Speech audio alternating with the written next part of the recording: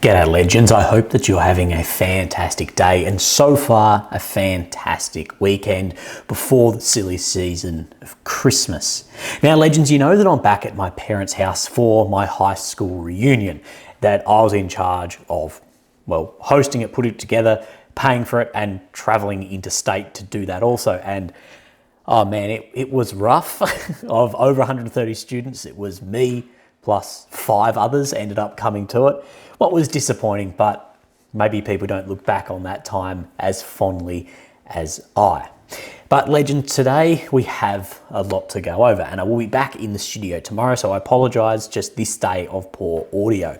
So today we need to look over a new fiber optic drone. We need to look at these large missile strikes that Russia had into Ukraine, that Ukraine had into areas in Russia as well. We're going to look at the maps, or there's very limited maps. I want to talk about the idea of Ukraine seizing the initiative on the battlefield and what would occur in negotiations, or what may occur in the next coming 30 days before the Trump administration comes into power as well. And I want to talk about gas getting cut off. But the main portion of this video is I actually want to talk about Kherson, as I believe there's a lot going on there. There's a lot of telltale signs that we may actually be missing, and trying to put 2 and 2 together.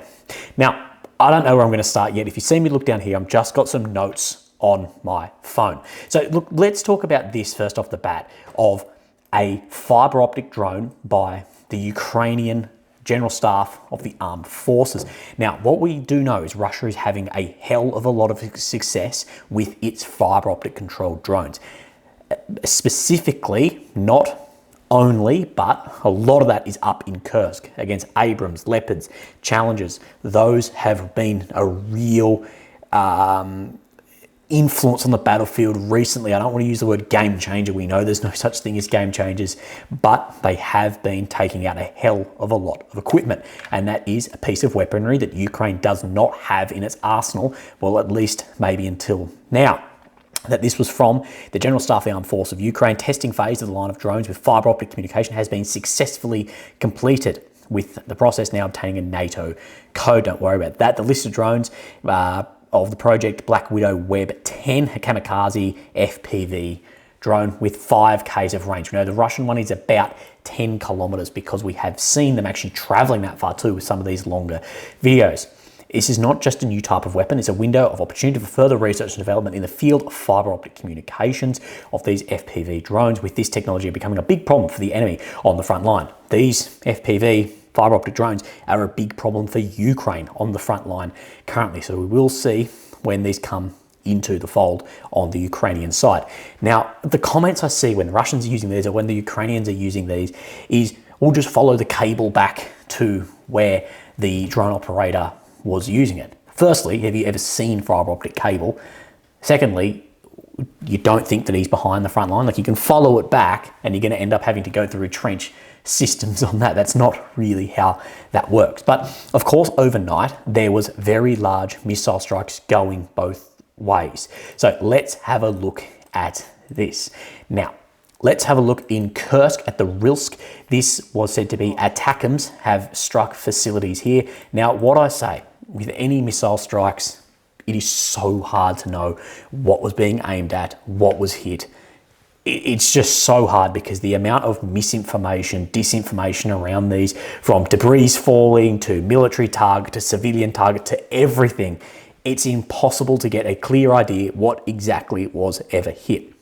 Ukraine has used ATACMS in a couple of areas overnight, as well as Russia has used Iskanders, KH-59s, and said to be some Kinzhals as well. Like I say, it's hard to get an idea, but we see this footage. Now, this footage is being shared saying debris of a Iskander falling in Kiev. And this is not debris. This is a missile hitting, and one going very fast. We're looking at this. The moment Russian missile debris fell on an office building near a church in Kiev. This is an Iskander. That is not debris. Remember, debris do more damage than any other weapon system in this war. That said, I am surprised that Russia has not yet used another Oreshnik IRBM. If Russia want to maintain the shock value that that system had, and that is the value of that system. I believe that another test would need to be conducted very soon after we saw the first one then launched, because from an informational context, it does look like this was a one-off and not something that Russia can repeat again and again like we have heard. So I think we will see another one used, but I don't know. But I think if it's to maintain the value of that shock and awe, I'm surprised we haven't yet. But I showed you that Iskander landing in Kyiv, and this is what the Russian Ministry of Defense has said. Remember, anything from any MOD, grain of fucking salt. This war, there's a few wars going on. There's the front line, there's the informational, disinformational war, the propaganda war online, and also the hybrid unconventional warfare going on around the world that involves many different countries. It involves oil, it involves gas, it involves religion, it involves absolutely everything. This war is much larger than you are seeing here. This war is seen as a way for Ukraine to maintain, the West to maintain global hegemony, and then for Russia to increase their influence around the world too. This war is so much more important than it really seems going forward. Many people might go, well, what is the importance of just, it's giving aid to Ukraine when it doesn't affect us? And you go, well, down the line it can. What is the importance for Russia of them doing this and influencing other areas? It's much larger. This is a stone in a pond and the ripples going out. Those ripples go into many areas in, say, the Middle East, and those ripples will go into areas throughout Asia as well, depending on how this war ends, one way or the other. And this is what the Russian MOD has said. In response to actions of the Kyiv regime, supported by Western curators, this morning a group of Stryker long-range precision weapons was carried out by the SBU command post. So on the SBU command post, saying that that is what it hit there. I can't say if or not there was an SBU command post in that building. Very few people actually could.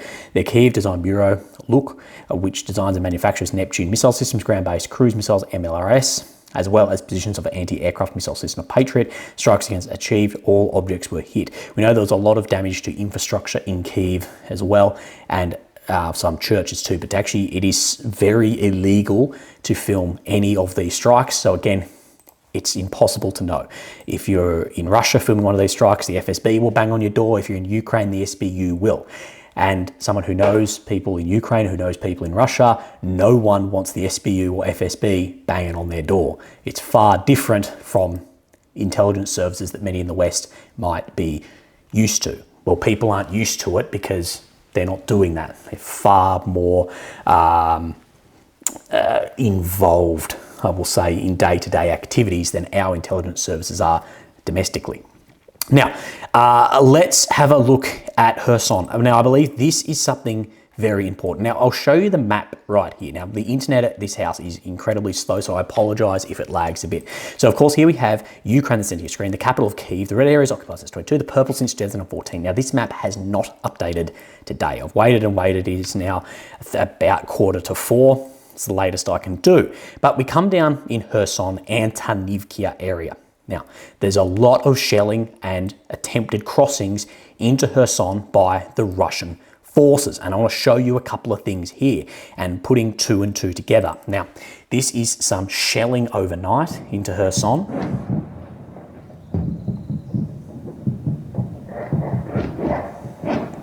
So as you can see, an extreme amount of shelling.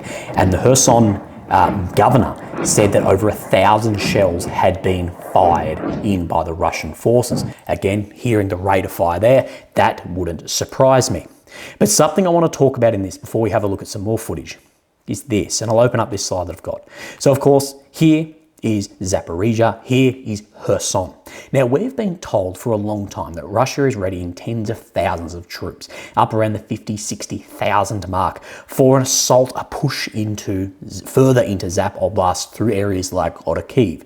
Now, what we have been saying is that doesn't really make sense, as the strongest defensive lines for both Russia and Ukraine are both on this front line. It would be very, very costly for Russia to do this. But what I've been thinking about with this is, well, this isn't that far away. If these troops are somewhere around, say, Melitopol area, say around Zap, that you come across to here, It's 180 Ks. It's a hell of a lot closer though than areas around Donetsk. Maybe these soldiers aren't here for an assault up into Zap because you'd have to go through those massive defensive works.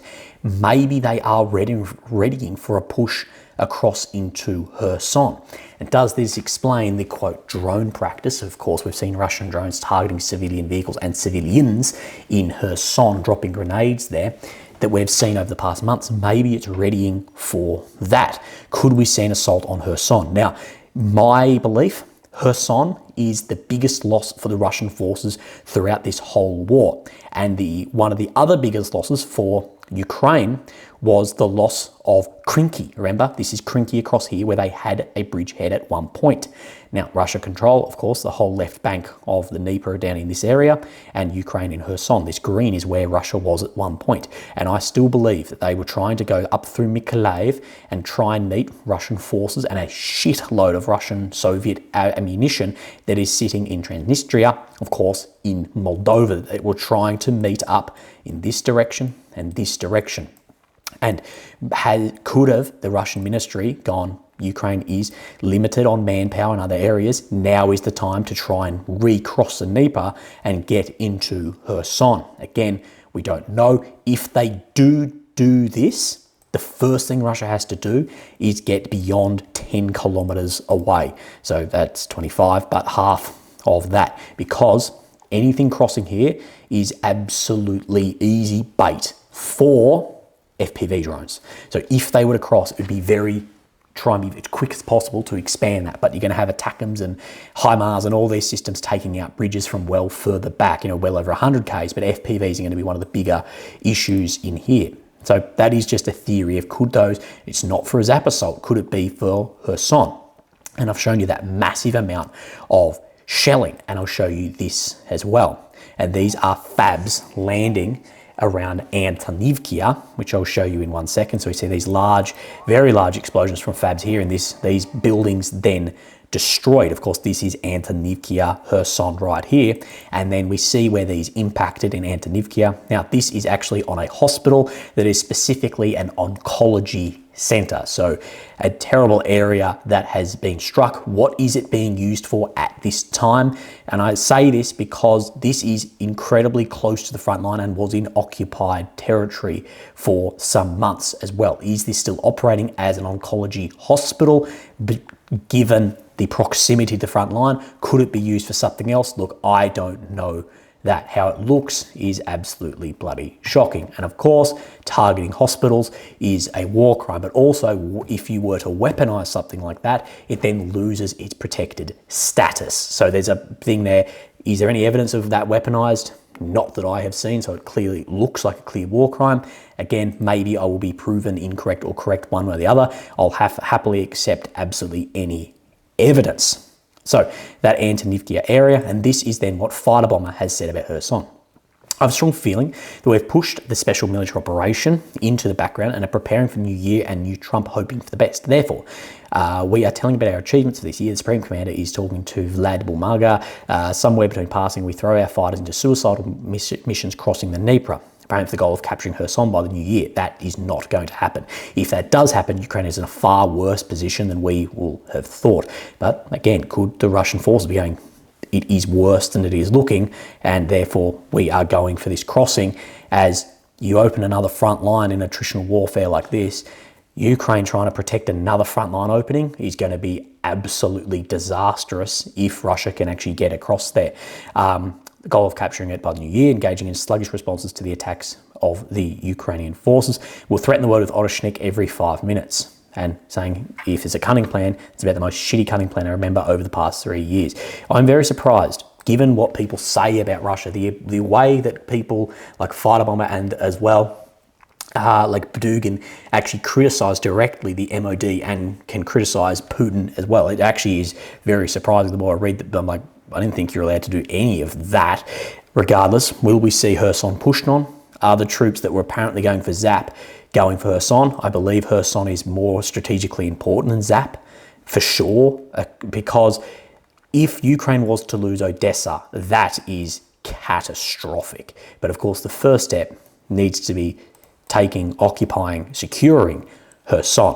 I don't know if Russia has anywhere near the power to do that. I do not know.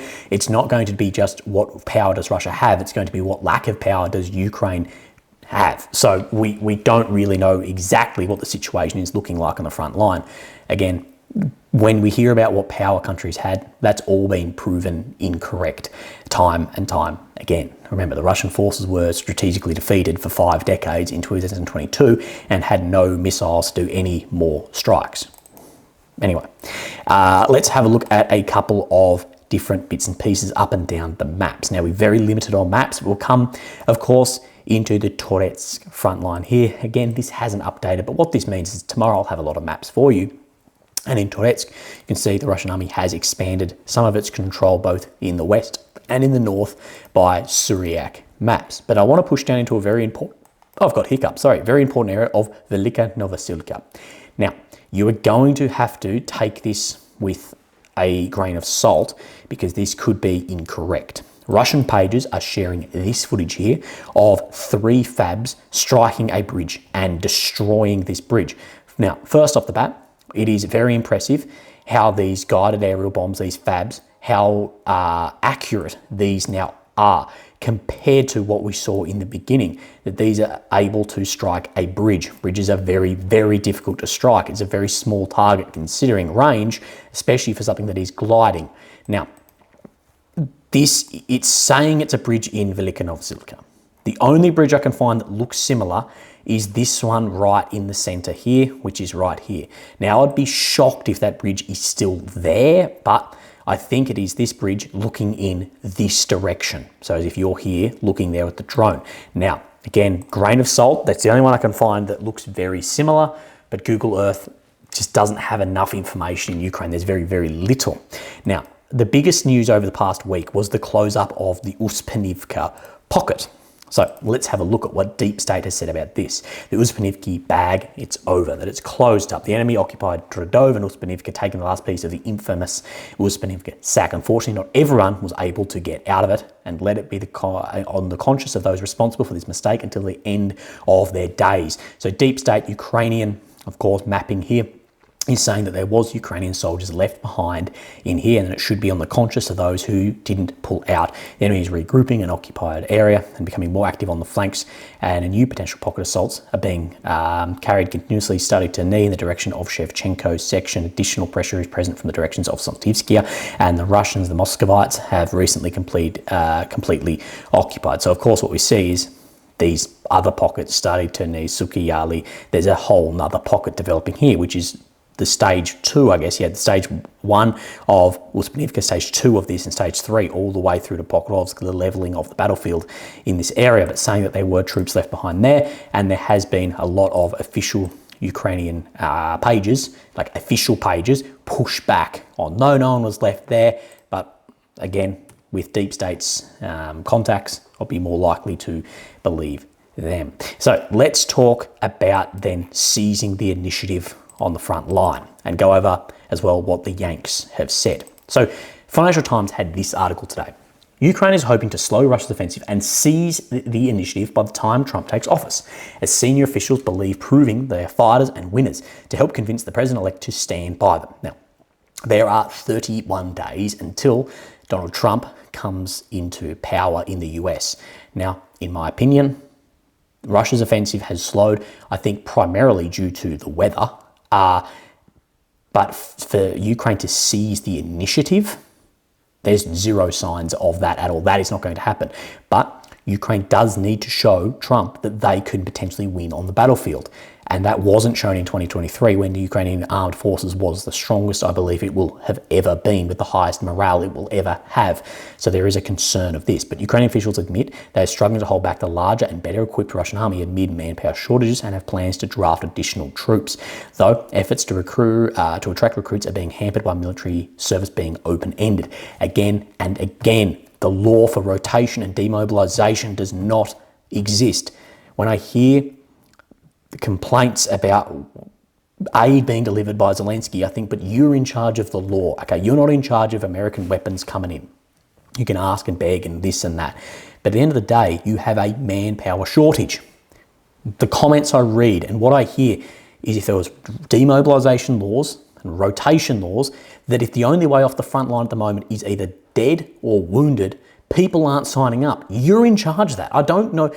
Honestly, there's like jeopardization of this. I don't see why that isn't one meeting in Parliament going, okay, 18 months on the front line, the boys come off.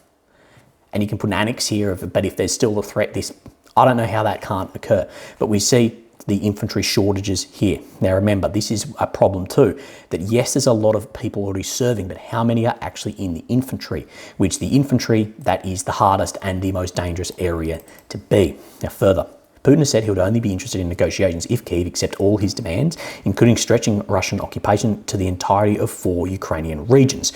What I will say is that was said months and months ago in a very different position of the war. We do not know what Putin's demands are right now. Maybe Viktor Orban knows, we don't know. With momentum in Moscow's favour and the Ukrainians in retreat, the Kremlin has few reasons to sit for peace talks now. Exactly. Why at this point in time would they sit on a peace talk that doesn't include more regions than even that? Since August, Russia has captured more than 1,200 square kilometres. No, a very conservative estimate is 1,900 square kilometres, probably more in the 2,000 mark. That's not including turning back 50% of the gains, which is another 500 to 600 square kilometres in Kursk as well. Ukrainian War Tracking Group, Defence Ministry, double the territory the Kyiv's troops currently hold in Kursk. So if we include gains back in Kursk, this number is going to be around the 2,500 mark, and you're 4 to 5 times of that. So a bit of, I don't know where FT found that. And let's look at what Secretary Blinken has said. Asking, let's turn to the conflict in Ukraine. The incoming administration has promised a pretty different approach to the conflict of what you and the Biden team has done. What more are you trying to do between now and January the 20th? And what I will say is, it's the Biden team, I think they've done just a massive disservice. The rhetoric that Biden's administration had around, we're supporting Ukraine, whatever it takes, this and that, the rhetoric and what was said versus the actions put in place and the foot dragging of aid and we're not helping with this system and that system, the soft approach to Ukrainian issues. So it's always on us. If the US had a more hard approach towards the Ukrainian administration and said, you need to fix corruption, you need to fix manpower, and they can have so much influence on that, this would have saved a hell of a lot of people. The rhetoric versus reality of how the US administration and the European countries have. The rhetoric of this is existential for the world, for the Western world, and the way they're acting is far different. And the soft approach towards internal problems, because it's become so taboo. If you mention Ukrainian corruption or manpower issues, you may as well jump on a stream and say the N-word. That's how apparently it's seen, which is absolutely leading to manpower problems. It's further of that and leading to deaths on the front line and limited munitions too. If the US actually went in on that, it could be a very different situation on the front lines. Look, I want to make sure that we're giving the incoming administration and the Ukrainians the strongest possible hand to play going into 2025. The Ukrainians have to make fundamental decisions about carrying on the fight or looking to negotiate and try to bring this to a ceasefire. The fundamental question is whether Russia is prepared to do that and to do that in good faith. Now, Putin, Russia, they've always talked about that they are prepared to do this. But I agree with Professor Mearsheimer when he says the terms that Putin would give at this point in time would be impossible for any American administration to accept. And I believe Putin knows this, and I believe that's why these will ultimately fail. Putin's going to go in with the absolute minimum of those 4 oblasts and no NATO membership. That's not going to be accepted by Ukraine, nor by the American administration, I do not believe. So where that goes from there, well, the guns aren't going to fall quiet. But if it moves to that, we want to make sure the Ukrainians and the Trump administration have the best hand to play to cut the strongest possible deal. Well, not really. You could have done this years ago, and it would have been in a far different position right now. If the US and whoever else didn't force Ukraine into 2023 counteroffensive to convince voters of, what it says back in the last slide about winners and fighters, then I think it would be a very much more lethal force for a 24-25 offensive, I think that jeopardized this year and probably next year. And that means trying to reinforce Ukraine's position on the battlefield, making sure that it has the money, it has the munitions, and that it the mobilized manpower to carry on. That's not going to happen in 30 days. It means continuing to exert maximum pressure on Russia, and Russia's feeling the burden of this pressure we've exerted for dozens of other countries over the last 2 years plus. Although this will start to alleviate the longer it goes on as well and other markets are found. Everything that Russia tries to do takes longer, costs more, and is harder to do. And of course, the losses on the battlefield are extraordinary. Again, the losses on the battlefield, we don't know exactly what is one-to-one, but we do know who's having critical manpower issues. I think President Trump, when he comes in, he wants to move this to an agreement. We want to make sure that we can have a strong hand in any negotiation. That means reinforcing the Ukrainians. But this is exactly what I say in this. Look, I think Jonathan, who's the one who asked the question, if it gets to a place where there is a ceasefire, and the ceasefire on durable terms, that would be a good thing. But for it to be durable, there has to be some kind of assurance that Russia is not simply going to rest, refit, and then re-attack in a year, 2 years, 5 years, and that's going to be critical. But then we go back into what was said in this, move forward, that reinforcing the Ukrainians a strong hand in the negotiations, then why would Putin agree to this? If in this negotiation you need assurance that Russia can't rest and refit and re-attack at some point, if you're saying our negotiation is that you have to have no military power, then why is Putin going to agree to that? He's not going to go, yeah, okay, we'll nerf ourselves in this when they have the upper hand on the battlefield in all the variables that really matter. I think politicians in this war and foreign ministers in this fucking war, you need to Google negotiation. You need to look at what the definition of that word is, because it's not a one-way street, especially if you are on the lower hand at the time. And in 30 days, the initiative is not going to be seized. Mark Rutte, the NATO secretary, he has said that Russia will be more powerful in the coming years and will have a threat to NATO. Now, I do not believe that militarily. I've always said Russia poses more of an ideological threat than a military threat to NATO, and has never said that they want to invade NATO like Mr. Rutte will say. But if this is true in the coming years and Russia has found other markets for its exported items, then the next time sanctions will work even less than they have this time. Putin is not going to put himself in a position where Russia is basically nerfed on the battlefield like this. So again, I just don't think people know what the word negotiate actually fucking means. If we get that, Ukraine is on a path to success. It's a country standing strongly as an independent country. It was not erased from the map. That's what Putin wanted to do. He's failed. He can stand strongly on its own feet militarily, economically, democratically. Now, we will see this a lot in the next coming weeks from both Russia and Ukraine. That what means by victory, those goalposts will move. But the goalpost of victory is much more measurable for Ukraine than it is Russia. I've said this, that Russia, they put victory as denazification and demilitarization. That is, you can't really measure that well. Ukraine, one of their main ones was territory, which is incredibly measurable. Therefore, it's going to be a harder sell, even if I think Ukraine not being taken over in the first week was a major victory in itself. And I think that's enough of a victory overall. It's not going to be looked at through that lens, at least long term, maybe in the first months, but not after that. But Russia's one thing that it's been so consistent on is that Ukraine will not be in NATO. Again, you say this erased from the map, this and that. That's not, you're missing the point you're missing why the war was launched. The war was launched for NATO. Whether you believe that's bullshit or not, regardless of why it is. So at least tackle what was fucking said and why is that. But as well as, can Russia do so much damage to the state of Ukraine that it won't be accepted into NATO or the EU for a long time, especially NATO, forget EU for this time. And tensions with countries like Slovakia and Hungary, we're about to talk about Slovakia, of course they can stop this or hold this back. And if it's not, regardless of territory in the end, Putin can say that it is a victory in those measures that we saw before. So that is going to be very, very difficult. But if you believe that Ukraine is going to, in the next 30 days, be in the initiative, taking back ground like Donetsk, Crimea, in that position for negotiations, I don't know. I don't know what to say to you. We'll follow along.